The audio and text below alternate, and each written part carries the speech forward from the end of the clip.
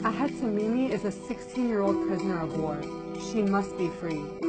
Ahed Tamimi has become the symbol of a new generation of Palestinian resistance. A recent video of Ahed slapping an Israeli occupation soldier went viral, prompted by learning her 15-year-old cousin, Mohammed, was shot in the face with a rubber-coated bullet. Mohammed was placed in a medical coma for 72 hours and awoke disabled, with some of his bones unable to return to their places for weeks following surgery. According to Ahed's father, Bassem Tamimi, at least 30 soldiers were involved in the pre-dawn raid carried out on December 19, 2017. Ahed faces up to 10 years in prison as a result of her courage, standing up to imperialist thugs threatening her family and her people's sovereignty. Her case is symbolic of what Palestinians face every day under Israeli occupation. The Tamimi family is no stranger to brutal oppression.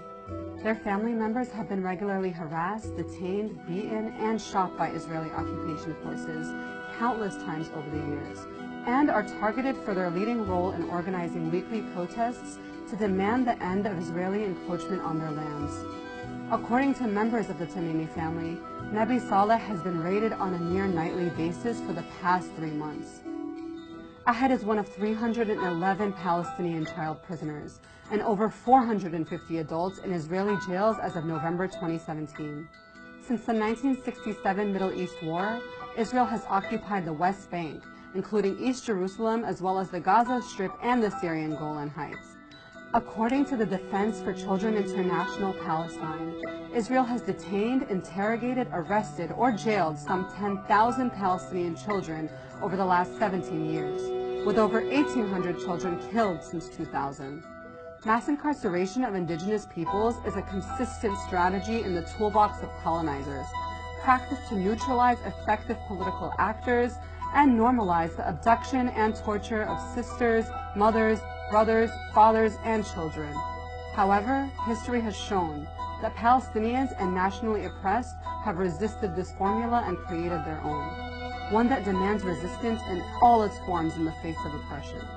The arrest of Ahed Tamimi is not an isolated incident, but rather follows suit with Israel's policies and increased attacks on Palestinians since Trump's announcement on Jerusalem. As Palestinians continue to mobilize in light of this decision, and for all issues that occur as a result of it, it is imperative that the international community condemns all efforts by Israel to stifle Palestinian resistance. The United States spends $3 billion annually on military aid to Israel.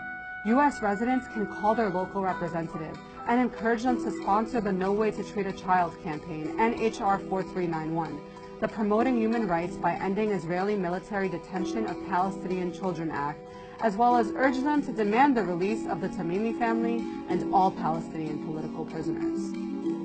In the words of Bassem, we have no choice but to resist, but because we resist, we pay the price.